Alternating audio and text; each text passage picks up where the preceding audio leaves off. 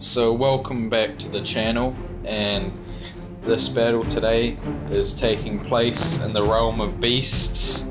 The beast lords, the Bray herds defending their territory from the Moonclan, who are trying to advance and take ground in this place. The squigs are being herded by the squig herders to attack the Bray herd at a defensive point where they need to hold it, otherwise their main encampment will be overrun. So in this battle report we have 10 cave squigs and 1 squig herder fighting against 10 Gores from the Chaos faction. The Gores have taken first turn as they won the roll-off, and the deployment is as such. So at the end of the movement phase, the Bray herd, not willing to give up their encampment, have run forward, and with the zealous resolve given to them from their horn, they're able to run and charge in the same turn. So they're getting awfully close to the squigs, and with a not too big charge, they will more likely than not be into combat at the end of this charge phase. So the Bray herd, not willing to give up their territory, have charged forward into the squigs. With an 8-inch charge, they made it with an 8. So we shall see what this combat has in store for the squigs, or will they be wiped out. So the Bray herds, although they charged angrily into the combat, the squigs, taking not even a single casualty, were able to withstand the assault of the Bray herds. Having lost, the squigs' retaliation was far more severe. They took out 5 of the Bray herds, and having 2 more run away to battle shock. We shall see who will take. We will see who will win this assault in my first turn. So at the end of my movement phase, the only thing that really happened was the squig herder has come round to join the fray. After seeing how well his squigs dealt with the Bray herds, he wants a piece of the action. Will he make the charge? Double ones will mean he failed. So the only addition to this combat was the squig herder, who made it in with a 9-inch charge when he only needed 3. So now we shall go to the assault phase and see what comes. So at the end of the combat phase, the squigs have devoured the Bray herd.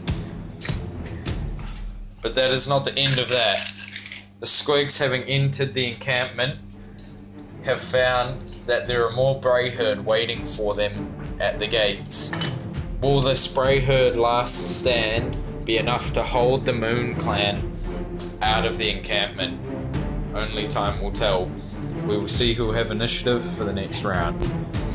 So the Bray herds, almost as if they have learned from their previous mistakes, have not ran forward as far in their movement phase, only getting a 1, adding on to their movement. They were only able to move 7.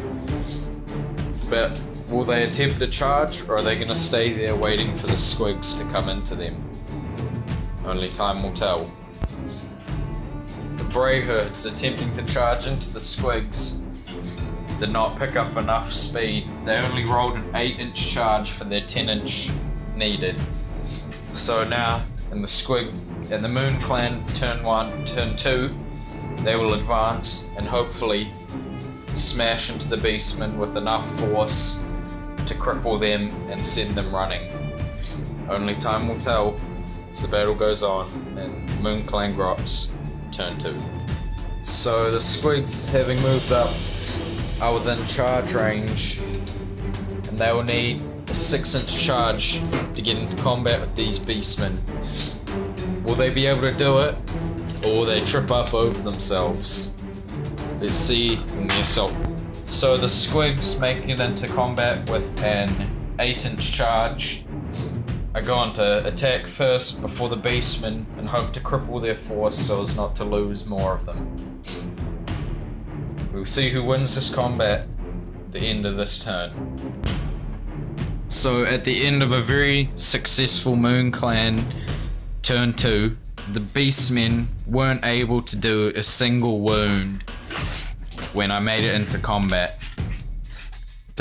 He wounded me once, and I passed a 6-up save with the hide of the squigs keeping the blade out.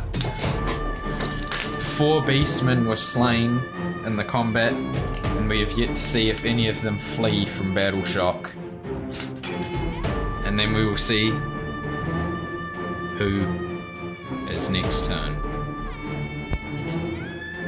So, it appears that the Beastmen are still afraid of the squigs, having had another one of their number flee due to battle shock. The Moonclan Grots have taken turn 3. They will be going first next turn. Will the Beastmen be able to withstand the assault, or will the Moonclan take the encampment? So, at the end of the combat phase for Moonclan turn 3, he has finally managed to take down one squig and deal a wound onto another. The squigs, however, had a far more successful combat, killing 3 of the Beastmen number. Now we move on to battle shock for both sides. So, after the battle shock phase, the squigs taking it on stupidly hard that one of their number was slain. 4 of them have fled, leaving 5 and the Grot Herder remaining. Hopefully they'll be able to kill the Beastmen by the end of Beastmen turn 3. So during Brayherd turn 3, the squigs failed miserably. One attack got through and managed to wound, but the Brayherd was able to roll a 6 for their save, shrugging the wound off. And the Brayherd also managed to deal another wound, killing off another squig. So now we shall roll for battle shock. Because of the important roll it is, I'm going to do it on camera. Another one flees. Now we will see who has initiative turn 4. The Brayherds managing to take initiative for turn 4 are going to go first in the combat phase. This could potentially mean that the tables are turning, possibly meaning that a Brayherd victory could come out of what looked like such a heavy loss. Will they be able to kill the rest of the squigs, or will I be able to withstand the onslaught? We shall see in turn 4 for the Brayherds. This intense moment, having made one wound roll, this whole game potentially rests on this one 5-up save. Will he be able to make it? And he does not make it. Rolling for the damage, D3 damage.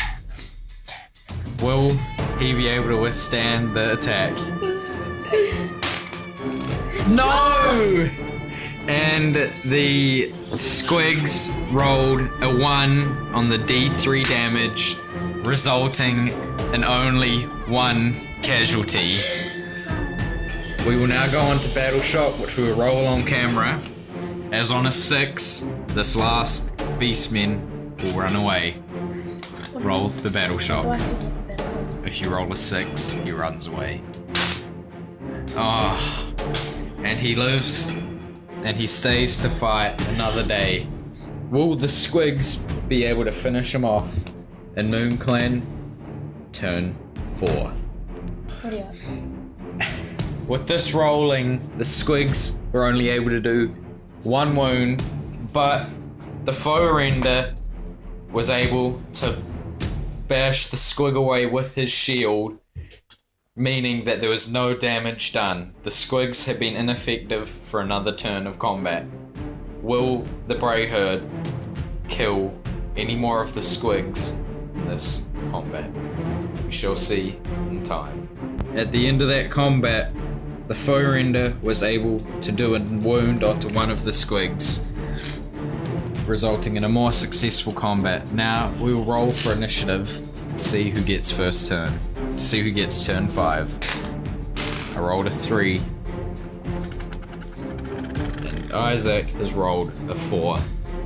The Bray Herds will be going first in turn 5.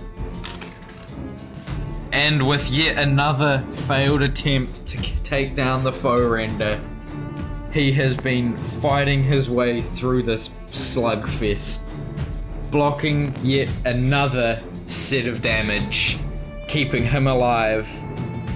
He is standing steadfast at the gate to the encampment, not willing to give it to the forces of destruction. We will see what develops in Moonclan Grots turn 5. So, the squig herder charging in, he needs to motivate his squigs to kill this foe render. Will this be a wise decision, or will it be his demise? The squigs are attacking first. They have 3 attacks, hitting on 4s, because they are within range of the squig herder. 1 hit, wounding on a 3. There is no wound there. The foe render now gets to make his attacks. I'll be filming this whole thing as a big clip to see if he succeeds. Bro, man, I'm filming the whole thing. There were no hits from the foe render there. The squig herder gets 1 attack, hitting on a 5. He fails to hit. At the end of Moonclan Grot turn 5, we roll for the initiative of what could be the end of the game.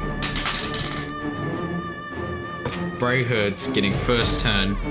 Will he be able to slay more of the Moonclan, or will he fail?